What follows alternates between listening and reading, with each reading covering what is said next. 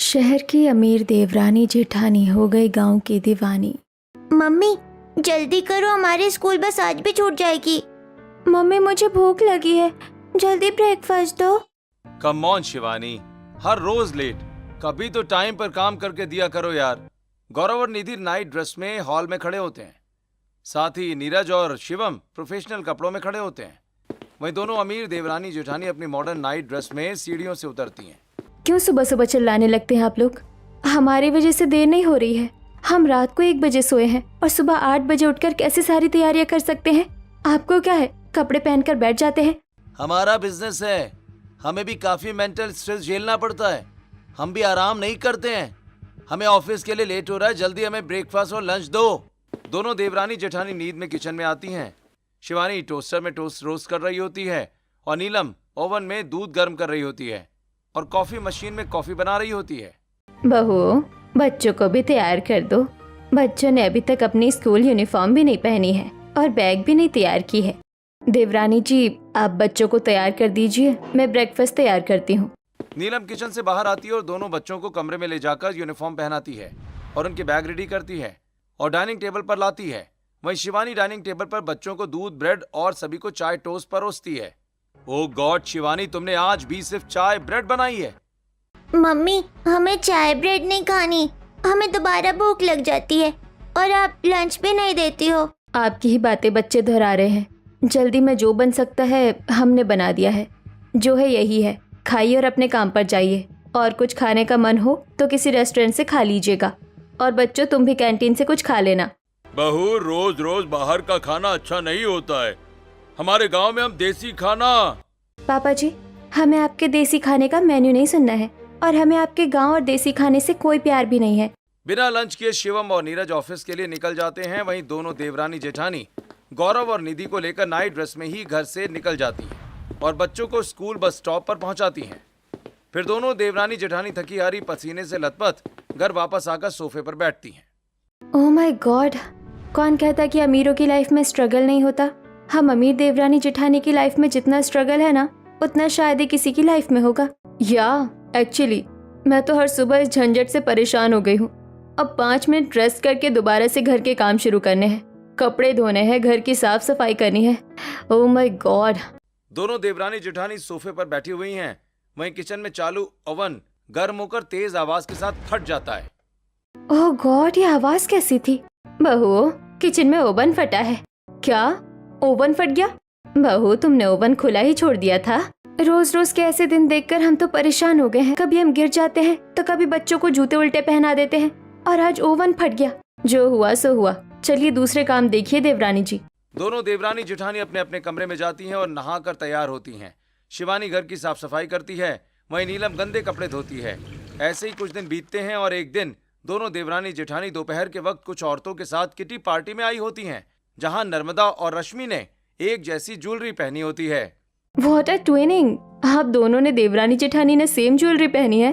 आप दोनों का फैशन सेंस बहुत अच्छा है। इनका तो पता नहीं है, पर मेरा फैशन सेंस बहुत अच्छा है। मेरा फैशन सेंस बहुत अच्छा है, इसीलिए तो इन्होंने मुझे कॉपी किया है।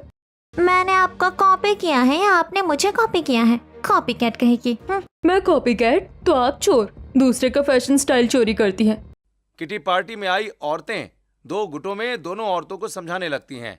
एक तरफ नर्मदा और शिवानी होती हैं, दूसरी तरफ रश्मि और नीलम होती हैं। रश्मि जी शांत हो जाइए, क्यों गुस्सा हो रही हैं? गुस्सा होने वाली बात ही है। आपको पता है, इस औरत का पति 2 नंबर के तरीके से पैसे कमाता है और बड़ी आई मुझे कहने वाली कि मैंने इसे कॉपी किया है। मैंने इसके बारे में और भी बहुत कुछ सुना है, क्या क्या बताऊं? नर्मदा, तुम तो समझदार हो, तुम क्यों किटी पार्टी खराब कर रही हो?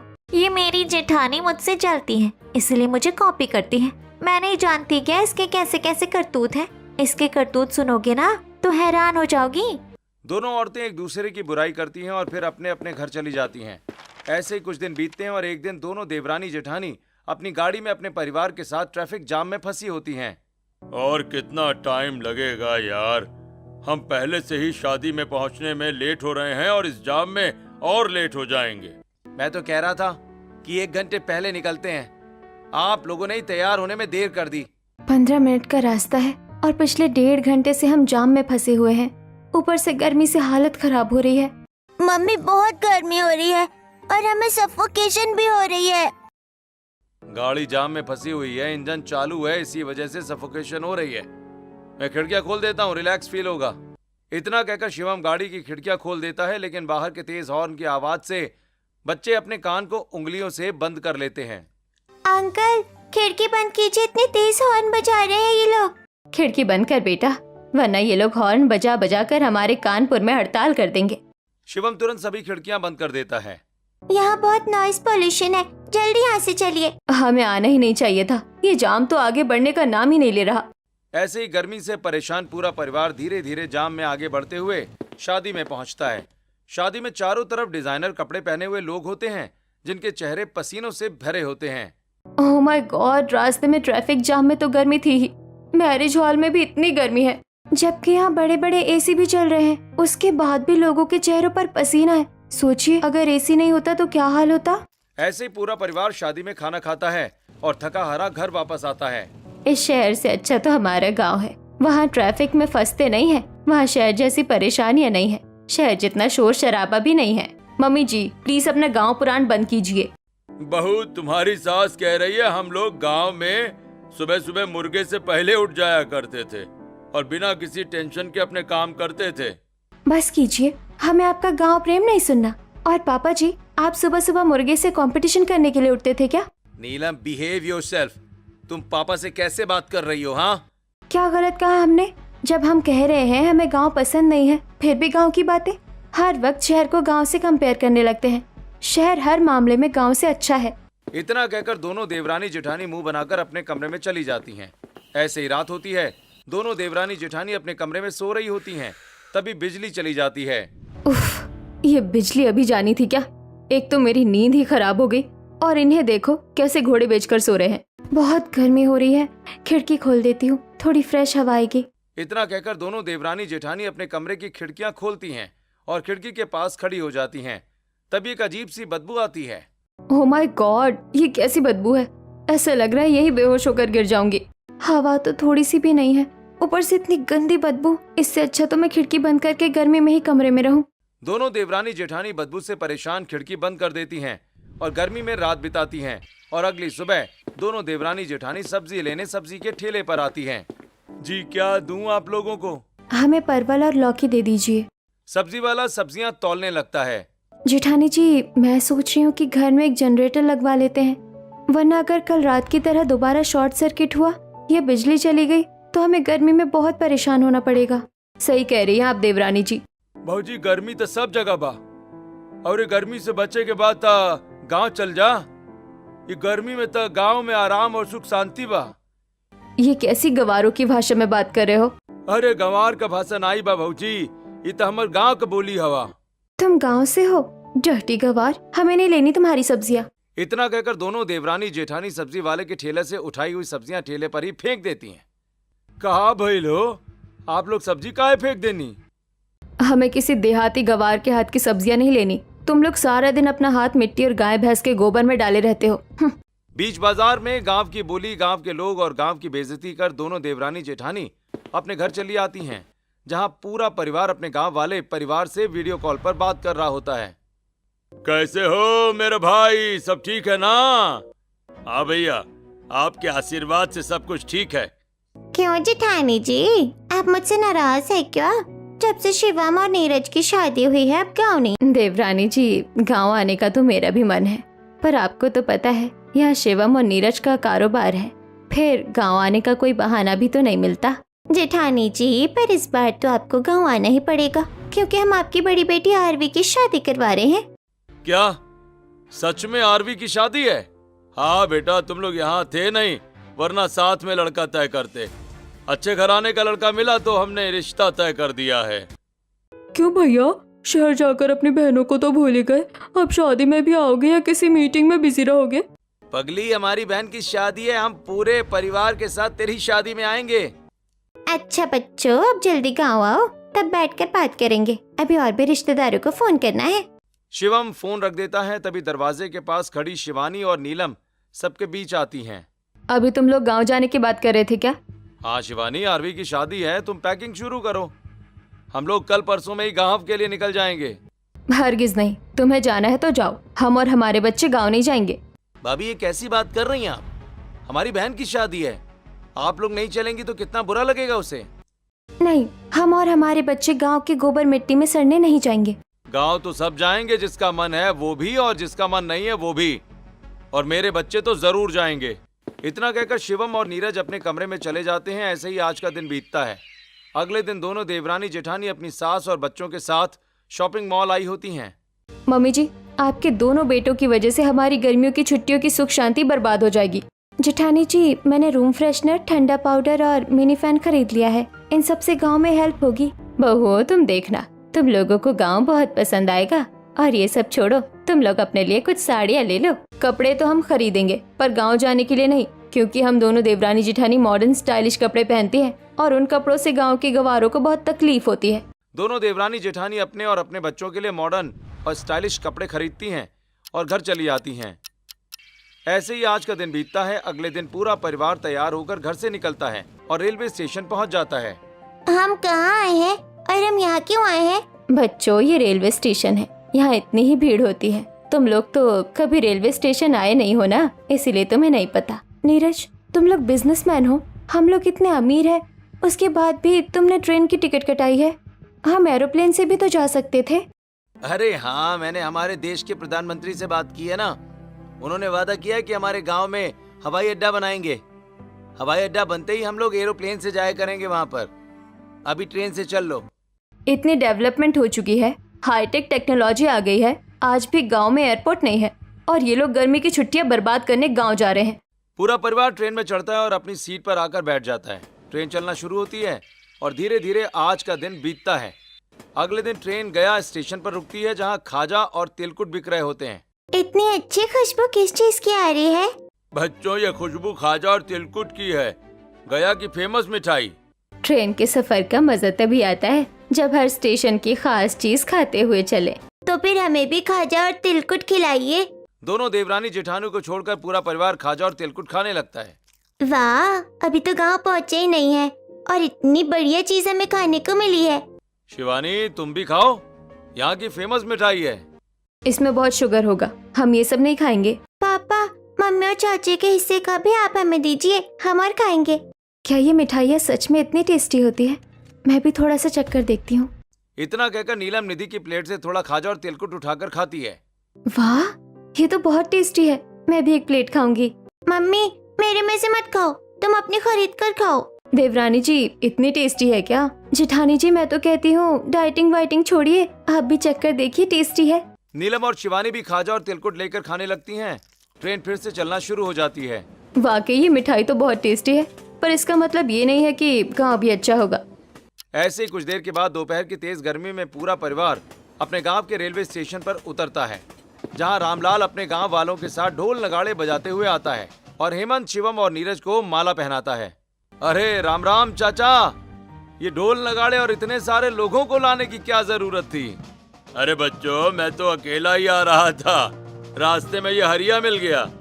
इसने पूछा कहाँ जा रहे हो, तो मैंने बता दिया कि शहर से मेरा परिवार आ रहा है, उसे लेने जा रहा हूँ। इसने चिल्ला चिल्ला कर गाँव भर में हल्ला कर दिया तो पूरा गाँव वो इकट्ठा हो गया। रामलाल की बात पूरी होते ही शिवम और नीरज के हम उम्र के लड़के दोनों को कंधे पर उठा लेते हैं और बुजुर्ग बच्चों को गोदी में उठाकर आगे बढ़ते हैं। सभी स्टेशन के बाहर बैलगाड़ियों के पास जाते हैं। अब क्या हम बैलगाड़ी में जाएंगे? यहाँ कोई गाड़ी नहीं है क्या? शहरी देवरानी जिठानियों, बैठ जाइए, ये हरिया की बैलगाड़ी है, एरोप्लेन से भी तेज है। पूरा परिवार दो बैलगाड़ियों में बैठ जाता है और बैलगाड़ियां गांव के कच्चे रास्तों से होती हुई गांव की तरफ बढ़ने लगती हैं। अरे भाई, वो रहा हमारा गांव का घर। बड़ी जल्दी पहुँच गए हम, मुझे तो लगा था 2-3 घंटे लग जाएंगे इस बैलगाड़ी में। जेठानी जी, अगर इतने ही दूर शहर में कहीं जाना रहता तो जरूर आधा 1 घंटा लग जाता, पर गांव में शहर जैसा जाम नहीं है। मुझे तो ये बैलगाड़ी बहुत अच्छी लगी, रोलर कोस्टर से भी मजेदार है। ऐसे ही पूरा परिवार अपने गांव की खूबसूरत हवेली के गेट पर आता है, जहां सुनीता पूरे परिवार की आरती उतारती है और सभी को घर के अंदर लेकर आती है। भैया, भाभी, बच्चों, हम हमेशा आपका बेसब्री से इंतजार कर रहे थे। हाँ भाभी, अब मैं आप दोनों के साथ पूरे गांव में घूमूंगी, उसके बाद तो मैं बहू बन जाऊंगी, ये सब कहाँ ही कर पाऊंगी। हाँ बुआ, मैं भी घूमूंगी। हाँ बच्चों, तुम सब पूरे गांव में घूमना फिरना। अभी शादी में 1 महीना बाकी है और रस्में 1 हफ्ते पहले शुरू होंगी। तब तक तुम लोग आराम से घूम फिर सकते हो। हमें घूमना फिरना नहीं है, हमें बस ये बताइए नहाने की जगह कहाँ है। हम सफर से आए हैं, बहुत पसीना हुआ है, हमें नहाना है। बहू की बात बिल्कुल सही है, नहाना तो हमें भी है। अरे हाँ, क्यों नहीं, चलिए। नहाने की तो हमारे गांव में बहुत अच्छी व्यवस्था है। पूरा परिवार घर से निकलता है और गांव की एक नदी के पास आता है, जहां गांव की औरतें एक तरफ और मर्द बच्चे एक तरफ नहा रहे होते हैं। आप लोग आराम से ठंडे नदी के पानी में नहा लीजिए। अरे कितना समय हो गया था नहाए ऐसे। आए, मैं तो चला भैया डुबकी लगाने। कितनी डर्टी नदी है ये, सब इसी में नहा रहे हैं और हम भी इसी में नहाएंगे। हम इसमें नहीं नहाएंगे, बाथरूम नहीं है क्या? ऐसे थोड़ी कोई नहाता है। अरे नदी गंदी नहीं है, देखिए पानी कितना साफ और ठंडा है। सब साथ नहाएंगे, बहुत मजा आएगा। इतना कहकर नीरज, नीलम और शिवम शिवानी को खींचकर पानी में लेकर आते हैं। वहीं पूरा परिवार गांव के लोगों के साथ नहाने लगता है। याहू, कितना मजा आ रहा है, ये तो बहुत मजेदार है। ये तो स्विमिंग पूल से भी अच्छा है, मैं तो इसी में नहाऊंगी। हाँ, पानी तो बहुत ठंडा है और साफ भी है, पर ऐसा कैसे हो सकता है? इसमें तो बहुत सारे लोग नहा रहे हैं। ये गांव की नदी हमेशा बहती रहती है, इसलिए गंदगी नहीं रुकती इसमें। अच्छा चलो, नहाने के लिए तो अच्छी जगह मिल गई। दोनों देवरानी जेठानी एक दूसरे के ऊपर पानी उछालते हुए मजे से नहाती हैं और घर आकर कपड़े बदलकर अपने कमरे में बैठी होती हैं। ओह माय गॉड, कितनी गर्मी लग रही है। ऊपर से गांव में बिजली भी नहीं है और ये मिनी फैन भी किसी काम का नहीं है। ऐसे बिना एसी के तो हम 1 मिनट भी नहीं रह सकते, ऊपर से इतनी गर्मी। अब क्या करें? तभी आरवी कमरे में आती है। भाभी, आप दोनों यहाँ क्यों बैठी हैं? गांव की सभी औरतें मेरी शादी में गीत गा रही हैं, चलिए वहाँ बैठेंगे। मुझे उन गांव के गवारों के बीच नहीं बैठना है, पता नहीं क्या गाती है, कुछ समझ ही नहीं आता। और ये बिजली कब तक आएगी? हमें बहुत गर्मी लग रही है। बिजली आते ही एसी वाले को बुलाकर हमारे कमरे में एसी लगवा देना। ओफो, अमीर शहरी देवरानी जेठानी, पहले मेरे साथ चलिए। इतना कहकर आरवी शिवानी और नीलम का हाथ पकड़ती है और दोनों को हॉल में ढोल बजाकर गाना गा रही औरतों के बीच बिठा देती है। और वहीं 2 औरतें हाथ पंखा चला रही होती हैं। क्यों देवरानी जेठानी, ननंद की शादी में कमरे में ही बैठे रहने का इरादा था क्या? ये लोग कितनी एक्टिविटी कर रहे हैं, इन्हें गर्मी क्यों नहीं लग रही है? हाँ, मेरा भी पसीना सूख गया है, ऐसा कैसे हो सकता है? ये हाथ पंखा की हवा से हुआ है, वो औरतें कब से घुमाई जा रही हैं। ये औरतें कितनी देर से सभी के लिए हाथ पंखा घुमा रही हैं। ऐसे ही रात होती है। आंगन में मिट्टी के चूल्हे पर औरतें देसी घी की रोटी, चावल, दाल और भुजिया बनाती हैं और सभी को मिट्टी की थालियों में जमीन पर खाना परोसती हैं। मिट्टी की थाली में खाना क्यों दे रही है हमें? क्योंकि मिट्टी के बर्तन में बना खाना और मिट्टी के बर्तन में खाना खाना बहुत लाभदायक होता है। इससे खाने में शुद्धता आती है। यही खाना तो हम मिस कर रहे थे ना। क्या मिस कर रहे थे? ब्रेकफास्ट में तो नहीं, पर रात में तो हम भी यही बनाते थे। अच्छा, जरा एक बार चख कर देखना। शिवानी और नीलम खाना चखती हैं और एक दूसरे को देखने लगती हैं। देवरानी जी, इसका टेस्ट तो बहुत अच्छा है, यही खाना हमसे तो इतना टेस्टी नहीं बनता है। बहू, तुम बहुत अच्छा खाना बनाती हो, पर ये स्वाद मिट्टी के चूल्हे और मिट्टी के बर्तनों का है। बस 1 महीना बच्चे ये खाना खा ले, फिर देखना छुट्टियों में उनका वजन और फुर्ती दोनों बढ़ जाएगा। दोनों देवरानी जेठानी मजे से जमीन पर बैठकर देसी खाना खाती हैं और सभी बुजुर्गों के साथ शिवानी भी जोर से डकार मारती है। आई एम सॉरी, मुझे पहली बार खाने के बाद डकार आई। अरे बहू, ये देसी खाना है, खाने के साथ साथ ही हजम होना शुरू हो जाता है। खाना तो बहुत मजेदार था, पर अब हमें नींद आ रही है। पर इतनी गर्मी है, ऊपर से कमरे में एसी या पंखा भी नहीं है। बहू, ये गांव है, यहाँ ठंडी हवा और चैन की नींद के लिए हम बिजली पर निर्भर नहीं रहते। बेटियों, अपनी भाभी और ताऊ ताई को उनका बिस्तर दिखा दो। आरवी और प्रीति देवरानी और जेठानी और सभी महिला रिश्तेदारों को लेकर छत पर आती हैं और छत पर बिस्तर लगाकर सभी को सुला देती हैं। वहीं सभी मर्द घर के बाहर और आंगन में पेड़ों के नीचे चारपाई पर बच्चों के साथ लेटे होते हैं। बच्चों, मजा आ रहा है ना पेड़ के नीचे चारपाई पर सोने में? हाँ, बहुत मजा आ रहा है, यहाँ तो एसी से अच्छी हवा चल रही है।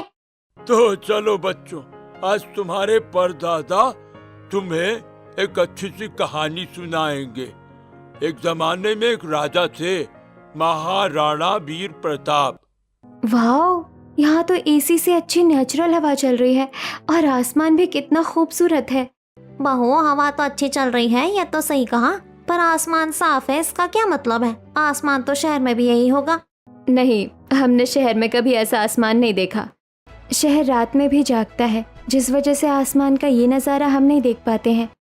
अब मैं चाहती हूँ कि शहर रात में भी सोए ताकि हम शहर में भी ये नज़ारा देख पाए। ऐसे ही बात करते हुए नीलम और शिवानी चांदनी रात में ठंडी हवाओं में सो जाती हैं। रात बीतती है। अगले सुबह सबसे आखिरी में शिवानी और नीलम की आंखें खुलती हैं। हमारे अगल बगल की औरतें और बच्चे कहाँ गए? आंगन में भी कोई नहीं सो रहा है। देवरानी जी, ओ देवरानी जी, उठिए। जेठानी जी, सुबह हो गई क्या? हाँ देवरानी जी, सुबह हो गई और सभी उठकर घर में भी चले गए हैं। हम ही अकेले सो रहे हैं। जेठानी जी, मुझे तो बिना पिल्स लिए ही बहुत अच्छी नींद आई। आपने पिल्स लिए क्या? नहीं, मुझे तो पता भी नहीं चला मैं कब सो गई थी और फ्रेश भी फील कर रही हूँ। बिल्कुल थकान नहीं लग रही। ऐसा लग रहा है जैसे बच्चों से पहले ही एनर्जी आ गई हो शरीर में। पर समझ नहीं आया ऐसा कैसे हो सकता है। शहर में बिना पिल्स के हमें नींद नहीं आती थी और यहाँ बिना पिल्स की कितनी गहरी नींद आई। चलिए देवरानी जी, नीचे चलते हैं। नहाना भी है और फिर नाश्ता भी तो करना है। दोनों देवरानी जेठानी नीचे आती हैं, जहां सभी सत्तू के पराठे और अचार खा रहे होते हैं और दोनों शहरी अमीर देवरानी जेठानी का पूरा परिवार गांव की वेशभूषा में होता है। उठ गई दोनों देवरानी जेठानी। जाओ मम्मी चाची, जल्दी नदी किनारे नहाकर आओ और फिर आकर नाश्ता भी कर लो। दोनों देवरानी जेठानी अपने कपड़े लेकर नदी किनारे आ जाती हैं, जहां औरतों का एक झुंड नहा रहा होता है। दोनों देवरानी जेठानी औरतों के साथ नहाने लगती हैं। दीदी, आप लोग गाँव में पहली बार आई है ना? हाँ, पहली बार आए हैं। आप दोनों देवरानी जेठानी को हमारा गाँव कैसा लगा? इस समय पूछना क्या है, दोनों शहरी देवरानी जेठानी हमारे गांव की दीवानी हो चुकी होंगी और अगर नहीं हुई होंगी तो बहुत जल्द हो जाएंगी। हमारा गांव है ही इतना प्यारा। मुझे गांव कुछ खास पसंद नहीं था, पर अभी तक तो ठीक है। नदी के पास औरतों के कपड़े बदलने के लिए घर बना हुआ है। अब वहाँ जाकर कपड़े बदल लीजिए, फिर हम यहीं से आपको गाँव घुमाने लेकर जाएंगे। बहुत मजा आएगा। दोनों देवरानी जेठानी नदी में नहाती हैं और नदी के पास औरतों के लिए कपड़े बदलने के घर में जाकर अपने मॉडर्न स्टाइलिश कपड़े पहनकर बाहर आती हैं। ये क्या, गांव आकर भी आप दोनों ने शहरी कपड़े पहने हैं? इन कपड़ों में गांव में घूमने में मजा नहीं आएगा। मुझे पता था गांव में कुछ गंवार अभी भी है जिन्हें ऐसे कपड़े रास नहीं आते हैं। गांव होने की बात नहीं है भाभी, गांव घूमने का मजा तो गांव के कपड़ों में ही आता है। खैर छोड़िए, आप हमारे साथ चलिए। गांव की बहुएं देवरानी जेठानी को गांव के बाजार में लेकर आती हैं, जहां तरह तरह की मिठाइयां, फल, कपड़े और खिलौने बिक रहे होते हैं। आइए आइए, घी में बनी हुई ताजी मिठाइयां खाइए। एक बार खाओगे तो बार बार आओगे। अपने बच्चों के लिए खिलौने ले जाइए, लकड़ी, मिट्टी और पत्थर के अपने हाथों से बनाए हैं। आइए खिलौने ले जाइए। आओ बहुओं, लाल पीली नीली सूती साड़ी लो। देवरानी जी, वैसे सभी ने तो सूती साड़ियाँ ही पहनी है। हम भी एक बार गांव की सूती साड़ी पहनकर देखते हैं। हाँ जेठानी जी, चलिए पहनकर देखते हैं। दोनों देवरानी जेठानी गांव की सूती साड़ी खरीदती हैं और वहीं पास के पेड़ के नीचे बने एक छोटे से झोपड़ी में जाकर साड़ी ट्राई करती हैं। ये साड़ी पहनकर कितना सुकून लग रहा है। ऐसा लग रहा है जैसे कंधे का वजन कम हो गया हो। कंधे पर वजन से याद आया, आप लोग हमें घुमाने इतनी दूर बाजार तक आ गई। आप लोगों के घरों में काम नहीं है क्या? काम क्यों नहीं है भाभी, पर काम करने के लिए दूसरे लोग भी तो हैं। गांव में जॉइंट फैमिली होती है ना, इसीलिए काम का कोई टेंशन नहीं होता है। अच्छा तो सुनो, हमें और भी घूमना है। हमें देखना है कि गांव में और क्या क्या है। गांव की बहुओं के साथ दोनों देवरानी जेठानी घूमते हुए आम के बागीचे में आती हैं। ये मीठी खुशबू किस चीज की है? बहुत अच्छी लग रही है। ये खुशबू तो पके हुए आम की है जो कि बगीचे से आ रही है। दोनों देवरानी जेठानी आगे बढ़ती हैं और पेड़ से पके आम तोड़कर खाने लगती हैं। आहा, क्या मीठे आम है। जेठानी जी, ये टेस्टी भी है और केमिकल वाला भी नहीं है जैसा हमारे शहर में बेचते हैं। मैं तो पेट भरकर आम खाऊंगी और अपने घर वालों के लिए भी आम लेकर जाऊंगी। दोनों देवरानी जेठानी और गांव की बहुएं बगीचे से आम तोड़कर खाती हैं। फिर शिवानी नीलम को अपने कंधे पर उठाती है और नीलम आम तोड़ने लगती है। जेठानी जी, मैं ज्यादा भारी तो नहीं हूँ? नहीं नहीं देवरानी जी, आप बस बढ़िया बढ़िया कच्चे पके आम तोड़िए। दोनों देवरानी जेठानी आम तोड़कर अपनी आंचल में बांधकर घर लेकर आती हैं। बहू, तुम गांव की सूती साड़ी में और आंचल में आम लेकर आई हो। बहुत सही किया बहू, तुम कच्चे पके आम लेकर आए। अब मैं इनका आम रस और आम पन्ना बनाऊंगी। दोपहर की तेज धूप में सुनीता सभी के लिए आम रस और आम पन्ना बनाती है और सभी मजे से पीते हैं। ऐसे ही कुछ दिन बीतते हैं। एक दिन सूती साड़ी में दोनों देवरानी जेठानियां अपने पूरे परिवार के साथ सरसों के खेत में आती हैं। अरे बाबा बस भी करो, कितनी तस्वीरें खींचनी है। और तस्वीरें खींचो, यहाँ तस्वीरें बहुत अच्छी आ रही है। शहर में ऐसे सुंदर लोकेशन नहीं होते हैं। क्यों बहू, तुम्हें तो गांव बिल्कुल पसंद नहीं था, अब गांव में तस्वीरें खिंचवा रही हो? किसने कहा हमें गांव पसंद नहीं है? हमें गांव बहुत पसंद है। ये सुंदर खेत, ये नेचुरल ब्यूटी हमने सिर्फ गांव में ही देखी है। शहर में तो नेचुरल ब्यूटी का नामो निशान नहीं है। ऐसे ही कुछ दिन और बीतते हैं और आरवी की शादी की तैयारियां शुरू हो जाती हैं। आज आरवी की हल्दी होती है। आरवी पीली साड़ी में औरतों के बीच बैठी होती है। बहू, नंद के लिए उसकी हल्दी भाभी पीसती है, तुम दोनों भी आरवी के लिए सिलबट्टे पर हल्दी पीस दो। मम्मी तो मिक्सर ग्राइंडर में चीजें पीसती है, सिलबट्टे पर नहीं। नहीं, हम सिलबट्टे पर हल्दी पीसेंगे। वैसे कभी पीसा नहीं है पर कोशिश जरूर करेंगे। दोनों देवरानी जेठानी मिलकर अपनी ननद के लिए सिलबट्टे पर हल्दी पीसती हैं और अपनी ननद को अपने हाथों से हल्दी लगाती हैं। ऐसे ही हल्दी की रस्म पूरी होती है। अगले दिन आरवी की मेहंदी रस्म होती है और शाम को संगीत में सभी औरतें ढोल बजाकर गाना गा रही होती हैं। क्या हुआ भाभी, आप दोनों नहीं नाचेंगी? हमें आप लोगों के गीत समझ नहीं आते हैं और हम आप लोगों की तरह डांस भी नहीं कर पाते हैं। बहू, इसमें कौन सी बड़ी बात है? आज अपने दादी सास के साथ 2 ठुमके लगा लो, सब सीख जाओगे। प्रभावती नीलम और शिवानी का हाथ पकड़कर ठुमके लगाने लगती है। इसी तरह संगीत रस्म पूरी होती है। अगले दिन आंगन में मंडप बनाया जाता है और शाम को मंडप में आरवी की शादी हो रही होती है। थैंक यू, आप लोग हमें गांव लेकर आए, वरना हम तो कभी जान ही नहीं पाते कि गांव कैसा होता है। भाभी, कभी गांव में किसी पर जरूरत आ पड़ी ना, तब गांव की एकता देखिएगा आप, जो शहर में थोड़ी भी नहीं मिलती है। तभी रामलाल और सुनीता परेशान गांव वालों के पास जाते हैं। अरे भाई, क्या हो गया रामलाल, इतने परेशान क्यों? भैया, हलवाई ने जितना खाना बनाया था और जहाँ राशन रखा था वहाँ कुत्ते घुस आए और सारा राशन खराब कर दिया। अब गांव के लोगों को हम क्या खिलाएंगे? इतना सारा राशन कहाँ से आएगा? दोबारा खाना कैसे बनेगा? मैंने अपने गेहूं पिसवाए हैं भैया, आटे का इंतजाम तो मैं ही कर देता हूँ। मेरे घर पर भी आलू और कुछ सब्जियां पड़ी हुई है। हम सबके घर काफी राशन पड़ा हुआ है, आप लोग राशन की चिंता मत कीजिए, हम अभी सारा राशन इकट्ठा कर देते हैं। और खाना बनाने की जिम्मेदारी मेरी और मेरे दोस्तों की है। मैं अभी चूल्हा जलाता हूँ, काहे चिंता करते हैं। गांव के लोग अपने अपने घर से राशन लाते हैं। कुछ औरतें फटाफट आटा गूंदने लगती हैं और कुछ सब्जियां काटने लगती हैं। मर्द पूड़ियां तलने लगते हैं। देखते ही देखते खाना बनकर तैयार हो जाता है और परात में बैठकर लोग खाना शुरू कर देते हैं। पूरी पूरी पूरी पूरी लीजिए, पूरी दूं क्या आपको? अरे भाई, हमारी बहन की शादी है, सब पेट भरकर खाइएगा। जेठानी जी, कल हमें ये गांव छोड़कर जाना है और गांव वालों का ये अपनापन देखकर मेरा जाने का मन नहीं कर रहा। देवरानी जी, आपको वो दिन याद है जब दोनों देवरानी जेठानी बैल्कनी में खड़ी होती हैं, तभी कुछ दूर एक फ्लैट में गैस सिलेंडर फटता है। उस फ्लैट में गैस सिलेंडर ब्लास्ट हुआ शायद। मैं देखता हूँ कहीं घर में कोई फंसा ना हो। चुपचाप बैठो, जिसका फ्लैट है वो समझेगा। मैं भी नहीं जाऊंगी गांव छोड़कर। आरवी की विदाई में पूरा गांव दुखी होता है। अगले दिन आंगन में सभी इकट्ठा होते हैं। तुम दोनों शहर जाने से मना क्यों कर रही हो? हम अपने बच्चों के साथ गांव में ही रहेंगे। हमारे बच्चे अब गांव में ही पढ़ेंगे। आप लोगों को जाना है, आप जाओ। तुम दोनों देवरानी जेठानी को तो गांव बिल्कुल पसंद नहीं था भाई, और अब गांव की दीवानी बन गई हो। हाँ पापा जी, आप सही कह रहे हैं। हम शहरी देवरानी जेठानी गांव की दीवानी बन गई है और अब हम गांव में ही रहेंगे। शिवम और नीरज, तुम तो बिजनेसमैन हो, कहीं से भी अपना बिजनेस चला सकते हो, और शहर और गांव कितनी दूर है। अब जब जहां जरूरत पड़े वहां रहना। दोनों देवरानी जेठानी गांव में रुक जाती हैं। कुछ दिन के बाद आरवी अपने पगफेरे के लिए आई होती है, जहां देवरानी जेठानी चूल्हे पर खाना बना रही होती हैं। वाह, शहरी और अमीर देवरानी जेठानी गांव में मेरी शादी में नहीं आना चाहती थी और अब गांव की दीवानी हो गई। क्या करें, गांव ने हमें अपना दीवाना बना लिया है। अब दोनों शहरी अमीर देवरानी जेठानी अपने परिवार के साथ गांव में रहती हैं और शिवम नीरज अपने गांव आते जाते रहते हैं।